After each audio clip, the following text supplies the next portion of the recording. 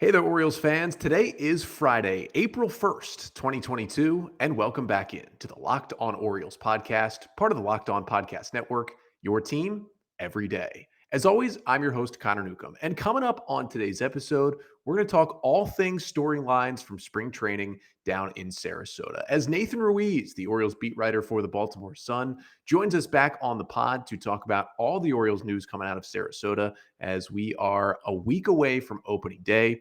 We talk what the starting pitching situation looks like, what the bullpen could look like, who could be the backup catcher. We get injury updates on Adley and others, and much, much more. But that's all coming up on this episode of the Locked On Orioles podcast. You are Locked On Orioles, your daily Baltimore Orioles podcast. Part of the Locked On Podcast Network, your team every day. So we are only a week away from opening day. So we got to get the scoop from down in Sarasota. And to do that today, we are going to be joined by Nathan Ruiz. He is the Orioles beat writer for the Baltimore Sun. And Nathan, first of all, thank you so much for hopping back on the podcast. Yeah, Connor, I don't know how I feel about being your April Fool's Day guest, but I'm happy to be here. Yeah, so it's no joke. We are 1 week away, and it's no joke. Nathan is back on this podcast. So, I just wanted to kind of start with, where does it feel like the Orioles are in terms of kind of making roster decisions as we are now 1 week away, really 6 days away from when they have to make the choices for those 28 guys? Yeah, they're definitely in a tough spot just because they came in, I think, with more uncertainty than a lot of other teams did into this 3-4 week ramp up period. You looked at their roster, their initial, I think it was 66 player roster, and a lot of those guys were prospects or injury guys, but there were a lot of guys you thought, yeah, maybe they find a spot. And obviously things have been whittled down a bit now, I think down to 42, but there's still a lot of question marks, a lot of, relievers to get sorted out, starting pitcher spots to be sorted out, the infield. You kind of have an idea of what that maybe is going to look like, but it's not certain by any means. So still just a lot of question marks with only a week to go. You've got to stretch out your starting pitchers a little more. I know we'll get into all that, but it's definitely a unique spring coming off of a unique offseason. Yeah, you said 42 guys. I mean, I know Mike Elias said when they cut it down to 44 that everybody had a shot to make the opening day roster. I mean, but legitimately, like it's almost 40 of the 42 guys who probably have at least an outside shot of getting on that opening day roster. But the big news from Thursday that we got to start with first is, of course, something that we knew was going to happen, but it's now official. John Means will be starting his second consecutive opening day. Should really be his third consecutive, except for, he got the little arm fatigue in 2020. But obviously something we knew was happening. There was literally no other choice here. But, at least good to see that the Orioles have found a guy who likes this number one role, pitched like he was a number one last year, and just continues to lead the staff into 2022. Yeah, he's the guy that I kind of dove into some of the numbers yesterday because I knew the Orioles were going to make this announcement and I knew who it was going to be, I guess, a couple days ago now. But it was something where you look at the numbers and there are a lot of places where he really stands out. You look at guys who have thrown at least 300 innings over the last 3 years. So obviously his 3 full seasons in the majors, he ranks 6th in walk percentage and I think 11th in whip. So he's a guy who's been really good at keeping guys off base. His ERA is kind of in the middle of the pack, and part of that, I think, is home run related. Really bad stretch at the start of the 2020 season, obviously. But beyond that, I mean, you look at what he did in the first half of 2019, how he finished 2020, how he started 2021. He's shown the potential over, some lengthy stretches to be a dominant, one of the best pitchers in the major leagues. And obviously the ability to do that over a full 162, 32, 33 starts. He hasn't done that yet. And that seems to be, in talking with him, his main goal for the season. He wants to be a guy who throws 200 innings. And that's a thing that only 7 pitchers total did last year. And so it's a tall task, and who knows if he'll get there, especially given the circumstances entering this year with the ramping up aspect of it. He threw 7 innings on opening day last year. I don't necessarily think that's going to happen this time around, but John Means has proven people wrong before, so maybe he goes out and proves me wrong on April 8th.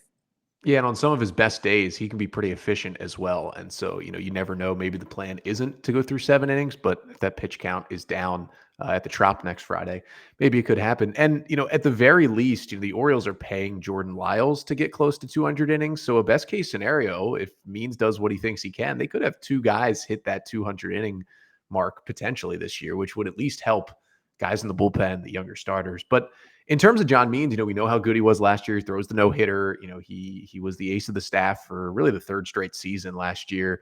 But, the question kind of becomes, all right, if he stays healthy this year, because he missed a large chunk of last season, like what next level could he get to this year? Yeah, I asked Brandon Hyde that specifically, like, what's his next step? And he answered health. Like, he answered the ability to go out and post every 5 days, which, again, is not something he's done. He's had an IL stint all 3 seasons. So I think that's really where it starts. You look at the pitcher he was in the first half of last year. If he had been able to carry that through a full season, it would have been difficult. He had a 2.05 ERA before the start he got hurt. But he's a guy who has, like you mentioned, when he's on, he works efficient, he works quick, he gets contact. As we saw in the no-hitter, he has the ability to strike some dudes out. So it's all there. It's just a matter of doing it every 5 days through a full season. And that's a difficult thing to do, especially for a pitcher. He spent this offseason down in Texas at a physical training facility trying to strengthen that shoulder, had issues with it back in 19 as well. And so the hope is that, the only thing that's going to be stopping him from having success is opposing hitters. That's his goal. Obviously, he has the benefit of a new wall out in left field that'll help him out in half of his starts. But as he said when he's talked about it, still have to pitch, still can't throw the ball down the middle. And so, like I said, I think everything is there for him to have success. It's just a matter of going out, staying healthy, and doing it. Yeah, and I know the wall's going to help him too. I know Mike Petrelio did a good breakdown on MLB.com earlier this week and saying that, Means more than, I think about around half of his home runs he gave up at home, or maybe even more, would not have been homers with the new wall. But we know Means will go opening day.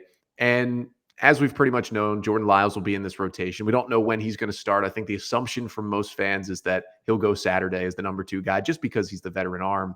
But there's still a lot of questions beyond that. But what we do know now is that Tyler Wells is going to be a part of this rotation. Now, not in the classic sense, but kind of what was that role, which sounded interesting to me. And I kind of like the way they're going here that the Orioles announced on Thursday.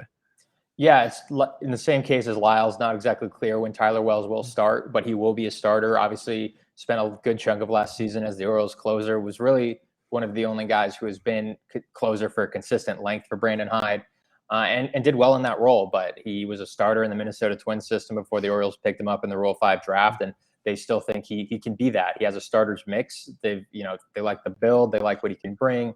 It's just a matter of going out there and actually doing it in the same kind of case as what I was saying about Means, and actually going out there and pitching every 5 days. It's going to be a little bit different of a circumstance with him because he missed 2019 undergoing Tommy John surgery, missed 2020 as all minor leaguers did because of the pandemic and the canceled minor league season. And then last year he was a reliever through fewer than 60 innings. So they're not going to just throw him out there and have him try to throw 150, 200 innings. So he'll be a piggyback type starter. We've seen him paired with Keegan Aiken the last couple times out. I don't know if that's going to be the exact pairing that we end up seeing. I think the possibility of him righty lefty, so Zach Lauder could also be in that mix. Maybe they see enough differences between his stuff and Dean Kramer's to do something. I think there's a lot of possibilities there to mix and match in that regard. But just generally, he'll be a guy who's going to go 3 or 4 innings in most of his starts as they try to manage his innings. His hope is that he's able to build up over the course of the year and maybe get pushed beyond that as the season goes on. If he feels comfortable, if the Orioles feel comfortable, it's going to be an interesting situation because it's possible the Orioles kind of carry 8 starters in a sense, just given that they might do this with all 3 spots. And Tyler Wells is just the only name we know in that regard. I think Lyles and Means will be 2 guys who will be treated as regular starters, but it's possible otherwise that they use this tandem situation. I do think it creates kind of a dicey situation where you're asking 2 guys to be on every day. And I don't know that necessarily that will happen given the Orioles' recent history, but it's something where it's not a strategy they're trying to use. It's just again, with this unique spring training where everything is so short and quickened, it's the way they think they can kind of survive the start of the season. Yeah, it's kind of the cards that Brandon Hyde has been dealt as well, and he's trying to work the best with it. And the other thing is, I get the argument, if it's not broke, don't fix it. And Tyler Wells was so good as a 1-inning guy last year, but he was a starter in the minors, as you said. You can build him up. He's looked pretty good. He's given up just the 2 runs in about 8 innings of work in spring training. And listen, if this doesn't go well, you can fall back to his role last year, which was pretty good, and the Orioles would gladly take. Obviously, they would like Wells to be a competent starter, but they'd be fine with him turning into a shutdown back-end guy, which he was at times last year. But you mentioned the possibility of carrying 8 starters, and that's kind of where the biggest question lies, because we know Lyles, Wells, and Means will be some part of it. And I think we know Bruce Zimmerman's going to be on this roster most likely, probably as one of the starters, and maybe he doesn't even be in the same piggyback role because he had more success than the rest of those guys last year. But how do you see it playing out? Because we have Zimmerman, there's Lowther. Obviously, Alexander Wells and Bradish have been sent down, but you've got Aiken, you've still got Dean Kramer there. Where do you see this all playing out? And do you really think it is that realistic that they keep all those guys and kind of match them up? I think it's realistic for the first month with playing with those 2 extra roster spots, which are officially announced yesterday. I think yesterday, just starting with Keegan Aiken, huge outing for him. Had some trouble with his command early on, gave up a home run in his second inning, but really settled in. I know that he's really focused on his off-speed pitches throughout the offseason, and so he's sensing some progress with those. Obviously, his first 2 outings weren't very good, and you start to wonder if he's just having another really troubled command spring, which is what he did last year, and then ended up starting the season at the alternate site. Still led Orioles rookies in innings, so I think there's value in that. I do find the concept of Bruce Zimmerman being the most successful of those rookie pitchers, like I've written it, but it's also something where he had a 5.04 ERA or something similar to that. So it's a unique situation. I know that, in talking with him, he had a lot of positives to take away from his season. Obviously dealt with the injury aspect, but he was a guy who dominated in spring training and pitched his way to the third spot of the rotation. And I think we've seen him kind of do a similar thing. Had a rough first outing when he was dealing with that stomach bug, but came on really strong. Dean Kramer's a guy whose stuff has looked really good this spring in his outings. And I know that he really focused a lot this offseason, curveball, adding life back to his fastball, continuing kind of the momentum he felt like he had in AAA Norfolk last year with his changeup. And Mike Bauman, in the one outing we've seen him in spring, just based off the baseball savant readings, his stuff was playing up a little bit relative to what we saw in September. Well, so many guys, and I feel like I'm just bouncing around from one to the other. Like you mentioned, Alexander Wells and Kyle Brash were kind of in the mix as well. And Jorge Lopez is kind of in that same group as a guy that they considered stretching out. But I think he'll end up, you look at what he did as a starter last year versus what he did in that short stint as a reliever, he'll probably end up maybe being like a 2-inning guy, someone to provide some length in case a Means or a Lyles has a rough outing and doesn't pitch as deep as would be hoped. But yeah, it's a unique situation. I think it kind of serves as almost an extended audition for these guys. Spring training is shortened, but they'll be able to go out there and say, as we get stretched out, I'm the one who's going out there and giving up 1 run in 4 innings versus 4 runs in 3 innings. I'm the one who should stay in unity. And, the hope is, I think it's point this year that DL Hall, Grayson Rodriguez, and Kyle Bradish are all in the rotation. But, those 6 or 7 guys are going to say, no, I belong here. I should be part of this mix too.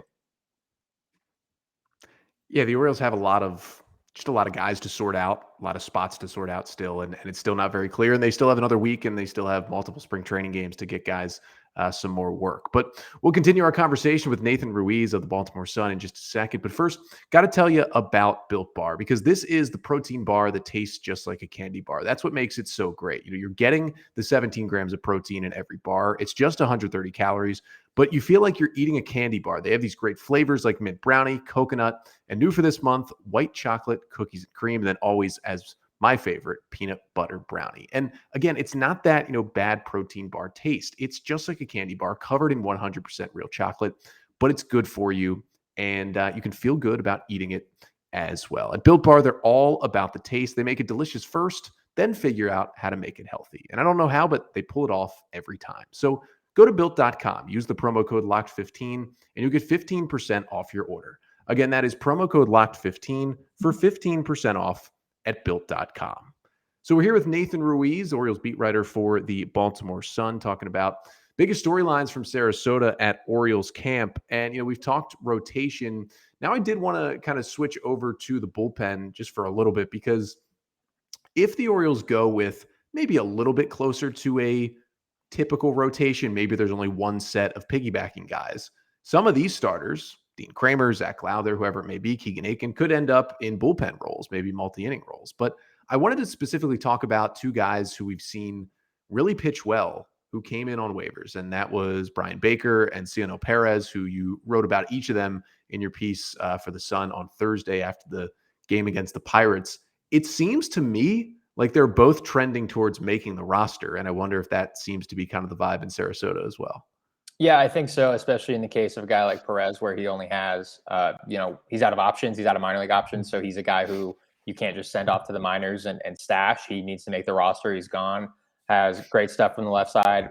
We were kind of watching him from the stands in the ninth inning the other day, and there's a lot of energy on the mound. He picked the guy off and was fired up, and it's, the ninth inning of a 4-4 tie in spring training, and he was, pumped out there and followed it with 2 strikeouts. So I think a guy who brings a lot of stuff, a lot of energy, always had great stuff, but just a matter of commanding it. And he seems to be doing that so far. Brian Baker's a guy who I think for the Orioles perspective provides an interesting mix. He's a guy who was the closer for AAA Buffalo in the Blue Jays system last year, only allowed 1 home run in more than 40 innings pitched down there, and made his major league debut.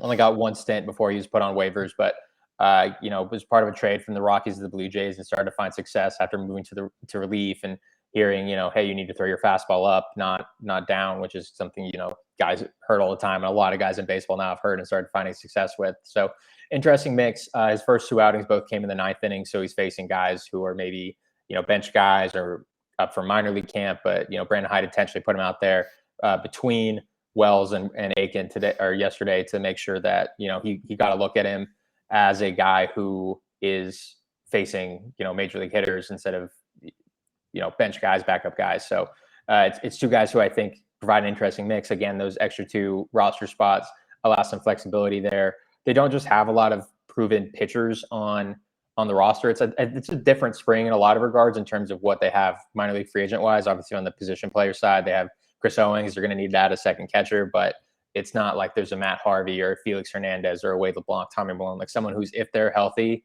they're going to make the team. I think, obviously Chris Ellis, Spencer Watkins, Travis Lakins are still in camp, but I think clearing a 40-man spot for those guys is going to be a way different conversation than some of those other names I just listed.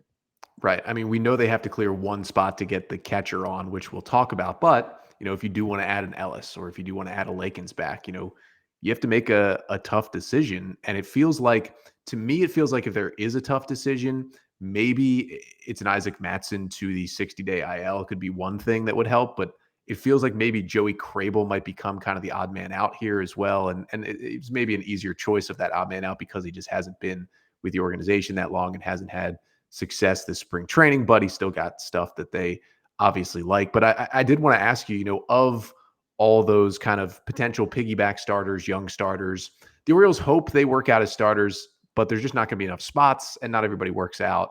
They're hoping probably at least one of them turns into a good reliever probably this year. If you had to guess on one of that kind of, I call them the middle group of starters that will turn into a positive reliever for the Orioles this year, who do you think that could be? Because one of them or multiple of them could even be in that role on opening day.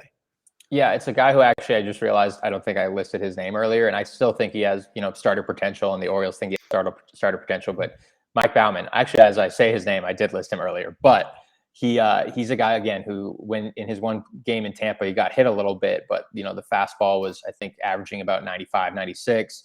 Obviously has shown some pretty good stuff down in the minor leagues, and it wasn't quite there in 2021, coming off an injury to his elbow, and so working his way back from that, reached the majors, but I think there's still a lot of potential there. You look around kind of on different, prospect ranking sites, he does get kind of framed as a reliever a little bit. I do think he'll be in a starter's mix. He's, working multiple innings in camp, even if it's happening on backfields or in minor league games. So I think that viewpoint of him as a starter is still there, but I also think the stuff would play as a reliever. It would simplify things for him. And again, it would just add another power option to Brandon Hyde's bullpen. Yeah, I agree. That's kind of the train I've been riding. And I think, Bauman could be a good starter. They're just, if Rodriguez and Hall work out and Means is there, and obviously down the road, they hope to go get a legitimate free agent starter or trade for somebody, there's just not going to be enough spots. And I think Bauman has the highest ceiling to kind of help them out of the bullpen. But with all these pitchers, somebody's got to catch them. And we're assuming it's not going to be Adley Rutschman on opening day. We know Robinson Chirinos will be the opening day catcher, you would think. But they need to add a second catcher to the 40-man roster and put on the roster. So there will need to be one move made. And the question is, I know there's kind of 3 veteran-ish catchers in camp, and I have been operating under the assumption that Jacob Nottingham is the leader in the clubhouse, but I also haven't really seen much of any of them hit. I feel like none of them have really had any kind of moment yet in camp. So who do you feel like is the leader for that spot behind Chirinos, at least until Adley's in the big leagues?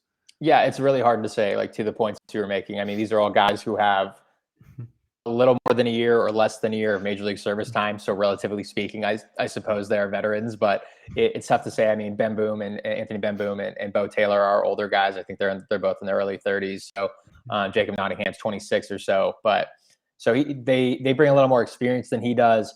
If you look at, FanGraphs defensive metrics, which obviously have, with anything defensive these days, has its flaws, but Ben Boom rates is by far like the best defensively of the group. He's also caught the most innings in the major league. So maybe it's a sample size type thing, but I lean toward him, and only because of that regard, but I wouldn't surprise me if it was any of the three guys, just because, but the reason I lean towards Ben Boom is that he has that defensive value. And I know that's what Brandon Hyde's top priority is with all these guys, is he wants someone who's going to catch.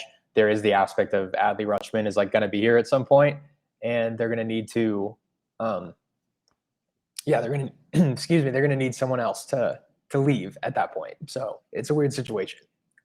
Yeah, it's going to be interesting because whoever you add, you kind of just give up almost. If you think another team might claim them on waivers, you're essentially only having them in your organization or risking it for 2 weeks maybe, or 3 weeks, or however long it takes Adley to get to the bigs, because Chirinos is going to be his backup. And a guy like Nottingham, as we saw last year, got claimed on waivers a million times by 2 different teams, might be gone if you leave him up and claim him. So maybe it becomes a situation where they're like, Bo Taylor is the most veteran guy and we only need him for 2 weeks, so he becomes the guy, and then they let him go. But it'll definitely be interesting to see who that spot is for 2 weeks. And then, of course, we will see Adley Rutschman in the bigs, and hopefully he ends up winning AL Rookie of the Year. And if you think Adley Rutschman will win AL Rookie of the Year, you can actually get some pretty good odds on that at betonline.net, where Adley Rutschman, one of the front runners for AL Rookie of the Year, despite us knowing that he's probably not going to be on the opening day roster. But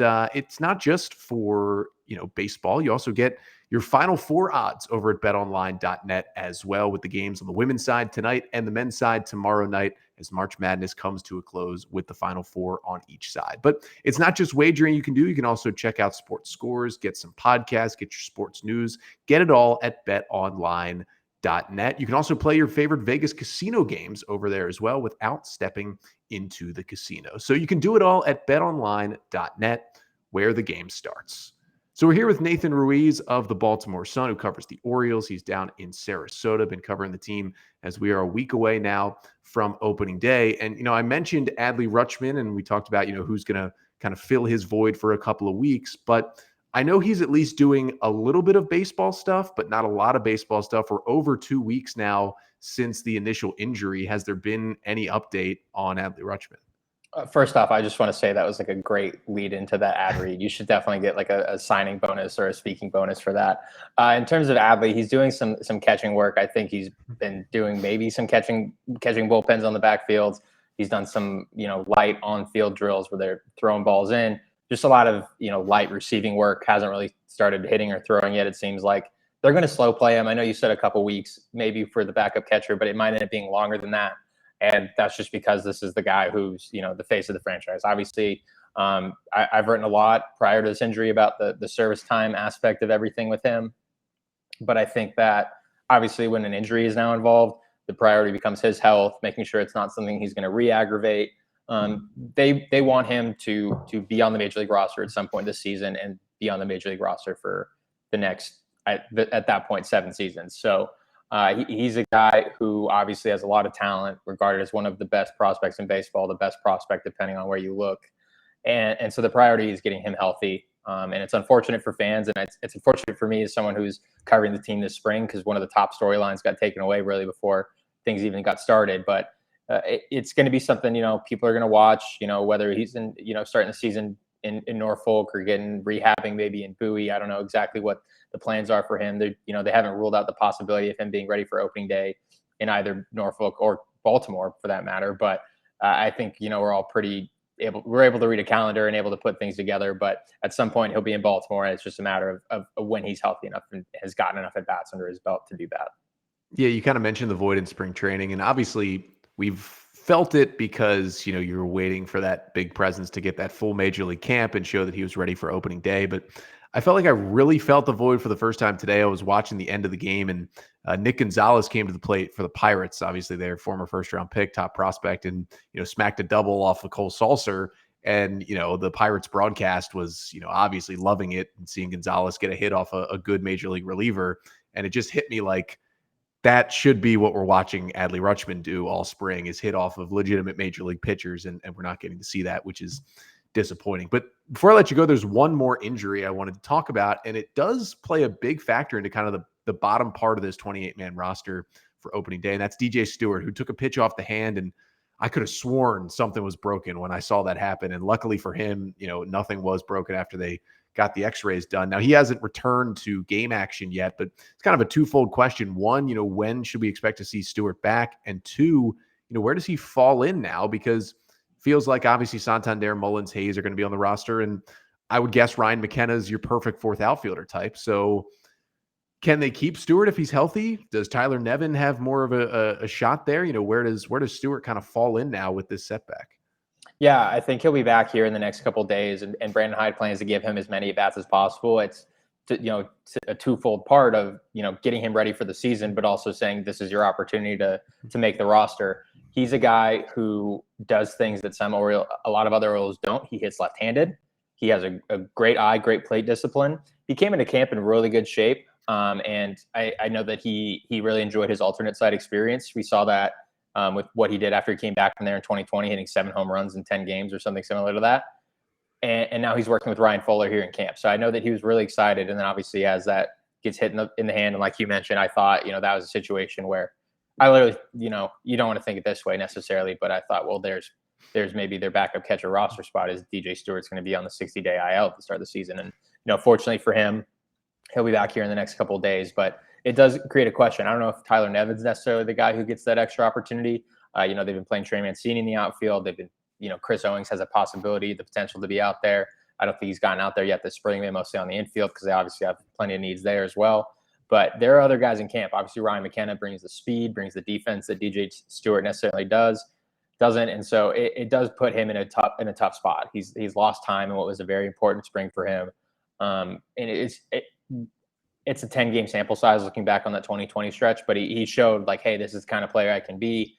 He is kind of a 3 true outcomes type guy to an extent, but he's someone who, if he's doing well, he has value. He just hasn't done well a whole lot in his major league career. And so unfortunate timing for him to try to get back here, like I said, in the next couple of days and take advantage of the last week of spring training, which is something that almost everyone else of those 42 guys left is trying to do.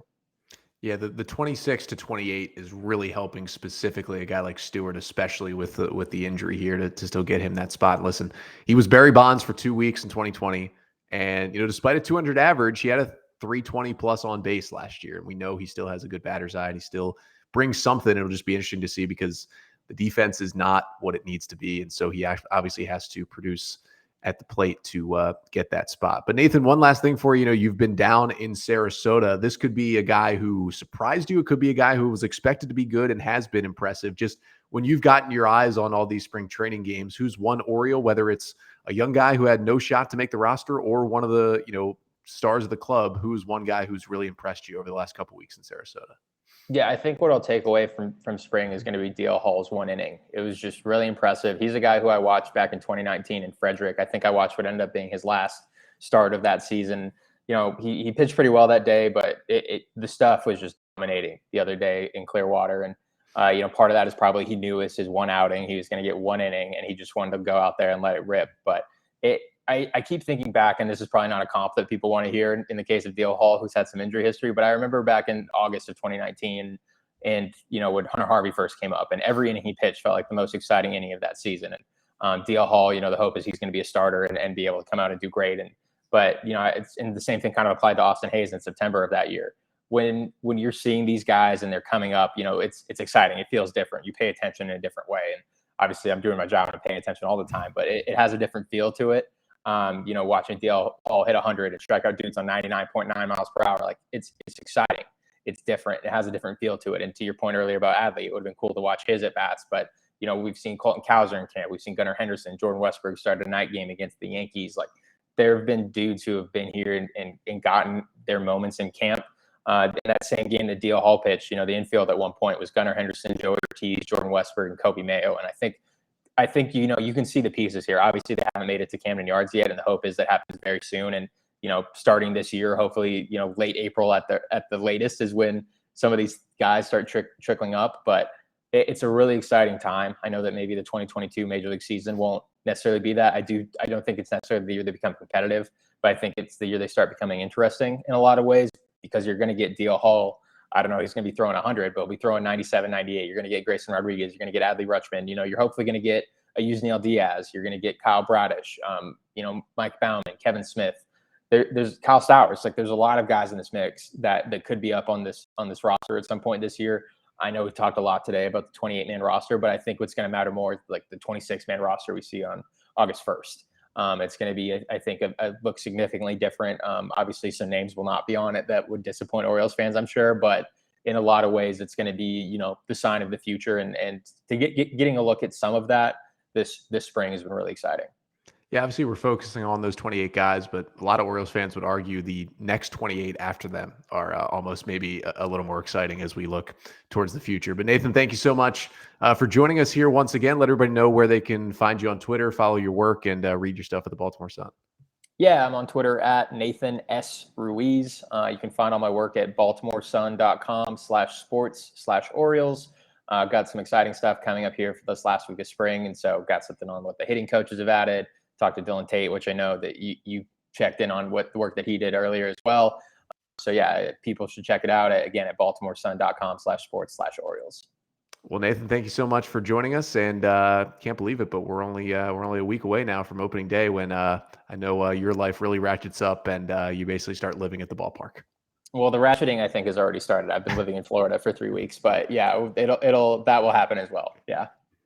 Well, we thank Nathan Ruiz from the Baltimore Sun for joining us. That'll do it for this week here on the pod. We'll be back on Monday taking one final crack at predicting the Orioles opening day roster as we get closer and closer to opening day at the Trop next Friday. But until then, I'm Connor Newcomb, and this has been the Locked On Orioles podcast, part of the Locked On Podcast Network. Your team every day.